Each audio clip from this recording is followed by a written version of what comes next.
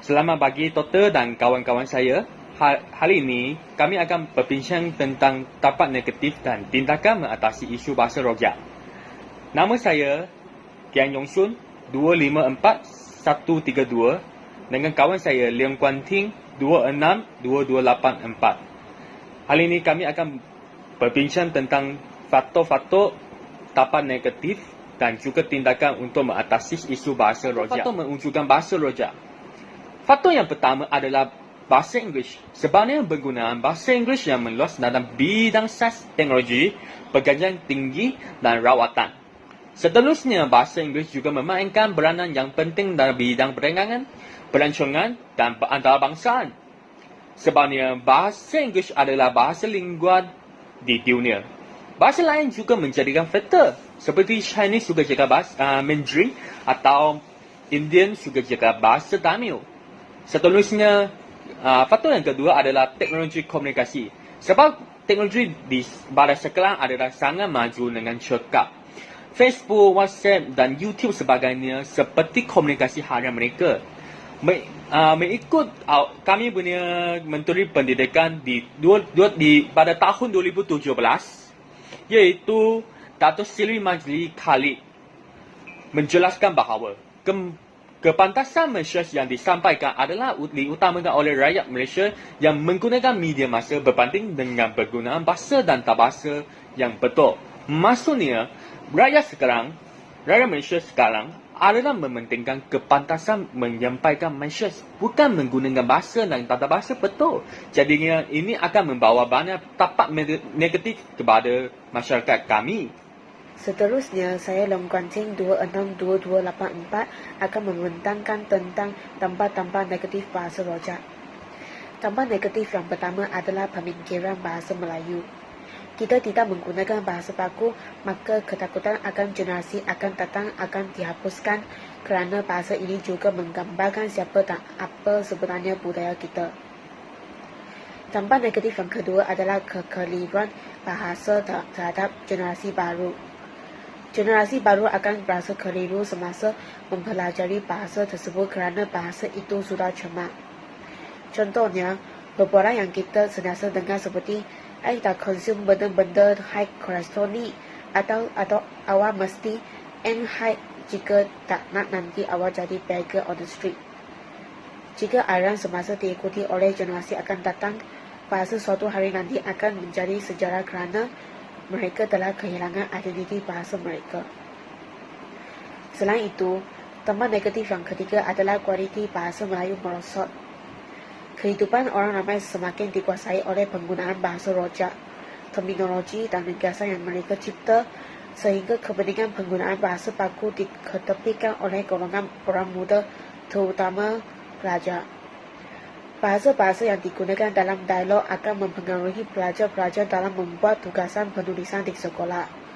Kesannya, kualiti bahasa dalam golongan pelajar menjadi semakin merosot atau sebilangan kecil pelajar masih tidak mengetahui kewujudan puisi atau syair hingga kini. Di samping itu, tampak negatif yang keempat adalah pembelajaran di peringkat sekolah terjejas. Pelajar selalu suka menggunakan apa yang mereka dengar, lihat dan tonton setiap hari melalui radio atau televisyen, termasuk bahasa singkatan dan bahasa yang digunakan semasa mereka menggunakan teknologi, misalnya penghantaran sistem pesanan ringkas SMS atau rang sembang cyber. Penerbit dan stesen televisyen menggunakan bahasa rojak secara meluas. Hal ini akan menyebabkan bebanan kerja guru meningkat atau guru perlu memperbaiki tata bahasa dan pemahaman bahasa Melayu dalam golongan pelajar di sekolah. Jelaslah, bahasa rojak dan bahasa ringkas akan mempengaruhi pengajaran dan pembelajaran di sekolah. Tampak negatif yang terakhir adalah hilang minat terhadap bahasa Melayu. Pelajar lebih suka menggunakan bahasa singkatan dan bahasa rojak berbanding dengan bahasa sebenar. Secara keseluruhan, bahasa Melayu akan lenyap secara beransur-ansur kerana generasi muda lebih suka bahasa rojak semasa berkomunikasi serta penyalahgunaan bahasa Melayu. Tindakan mengatasi isu bahasa. Tindakan yang pertama adalah pengkuasaan oleh pihak berkuasa. Pihak berkuasa haruslah menghormati bahasa Melayu sebagai bahasa kebangsaan semasa digunakan di syarikat perniagaan, nama tempat, jalan dan bangunan. Seterusnya, mereka haruslah memerhatikan semasa menggunakan bahasa Melayu dalam dokumen rasmi, persidangan, upacara dan pembentangan. Di peringkat kebangsaan, bahasa Melayu harus digunakan dalam upacara rasmi seperti Hari Kebangsaan Malaysia pada 31 Ogos. Seterusnya adalah tindakan yang kedua, tanggungjawab media. Media massa telah mempengaruhi masyarakat Malaysia, terutamanya bagi golongan remaja. Tadi kami sudah perbincangan kan.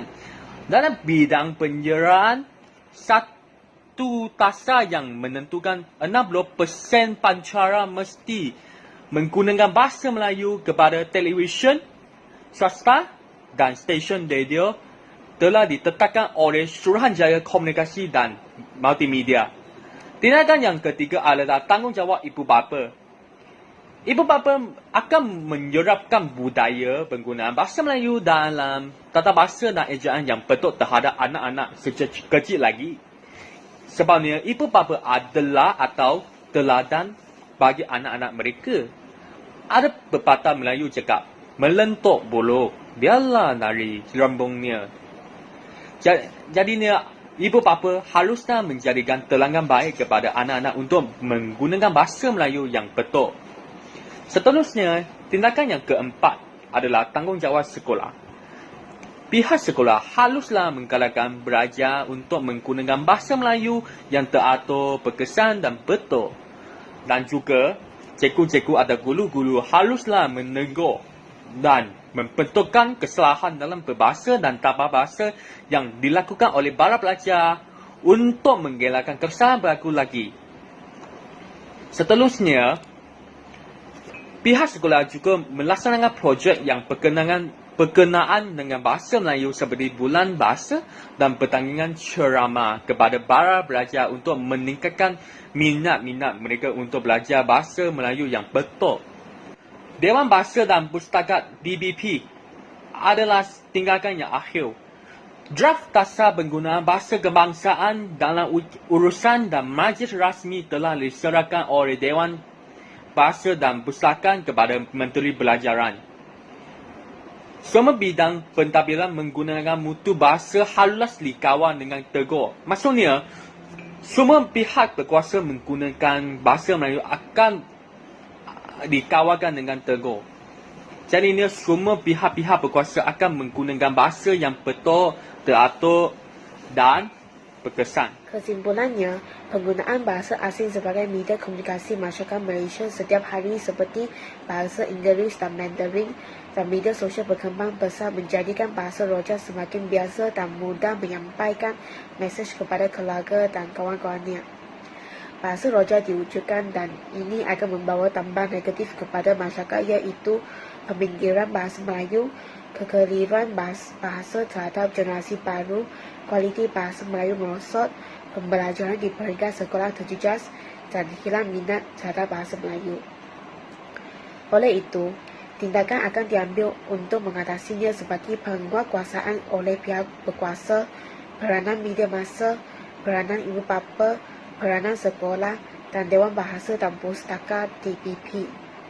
Kita haruslah mempunyai kesedaran bahawa bahasa Melayu bukan kepunyaan masyarakat Melayu sahaja kerana bahasa Melayu adalah bahasa kebangsaan Malaysia dan juga hak warga Malaysia yang berbagai bangsa. Pembentangan kami sudah habis. Terima kasih doktor dan kawan-kawan saya kerana sudi mendengar pembentangan kami dengan sabar.